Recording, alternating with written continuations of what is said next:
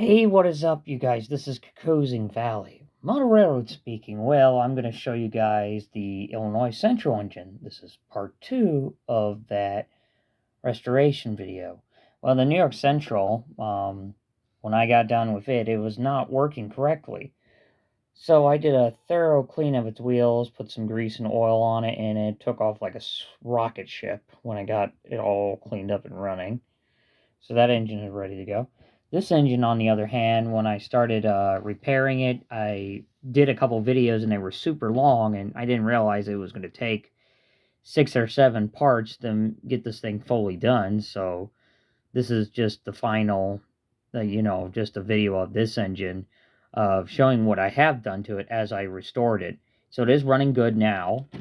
Found a spare wheel from an old, worn out chassis, which was really degrading. This is part of that metal chassis.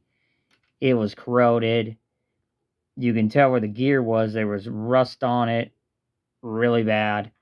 So I had to refurbish that wheel, and that's this wheel here.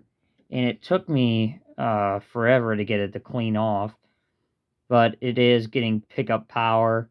It's square enough where it's not skipping really good. This plate was flipped upside down, so it was on the other side. And I didn't see the part number till I flipped it over and saw the word Manitoua. So there's a serial number on that, and it's an older engine, but it's the same exact as the. So somebody corrected me on Facebook, not a booster, but a Little Joe. These are Little Joe steam engines, same type as the Baltimore High ones. So I finally got the little Illinois Central custom engine running with the logos on it. So the locomotive, the motor, tore the motor down completely, refurbished it and cleaned the whole thing, got all the rust off of it and got it working again. Then the other wheels, I've tried several other ones, but they were all like had no teeth or had nothing on them still. Some of them, looked good in my eye, but some of them were just, they weren't the best looking or they weren't going to work. This is the original wheel, which the engine had to begin with. So this wheel here was really bad, missing all its teeth. This thing was ran into the ground. So I found several other ones that looked okay. I mean, like, I had, ones like this that kind of looked sort of okay. Tried this one out and it slipped. This one was on another chassis, which I thought, well, I could use that one. But when I looked closer at it, I was like, no, maybe not. So I went with the rusty old chassis from the old chassis from another steamer. This, I am guessing, came from a tender engine because of the way the connector is at the bottom of it, because it's a chassis to a tender engine. So, this was the chassis for it. And when I pulled this off, it still had the free parts on it still. This engine was missing those little brass pieces, or the metal pieces.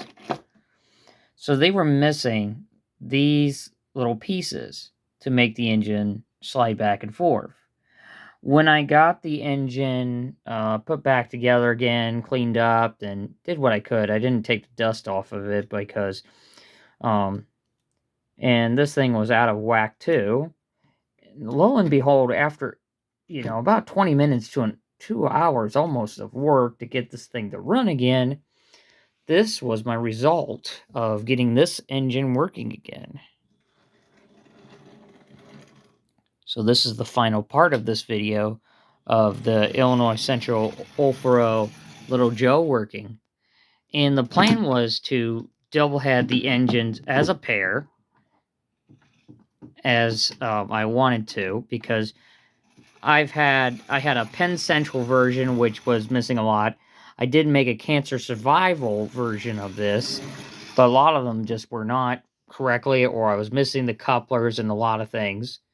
I do have a third one, which probably a lot of people have that model, but it does say Tyco on the side of it. And Dirty Dan and a few other guys I know out there probably have that engine that say Tyco on the side. I don't know what year they came out with the words just Tyco on the engine, but one of the Ofros I have in my collection has that logo. But the amazing thing is when I finally got this engine's wheels cleaned and oiled back up after I was done with that part 1 of that video on what's on Coco's workbench, finally I got both of them cleaned up and they wanted to work together.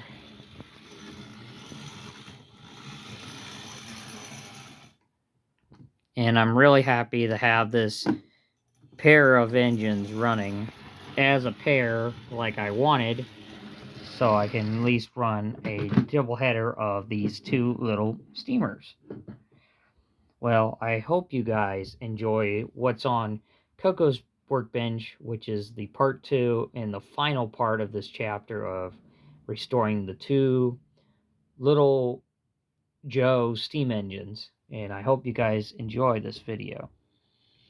To all my friends out there, thank you for watching, subscribing, clicking on the bell notification.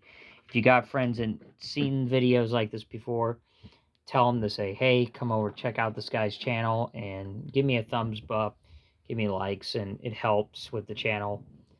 We'll see you guys later. We'll see you guys next time out on the rails. This is Cocosing Valley Model Railroad signing out.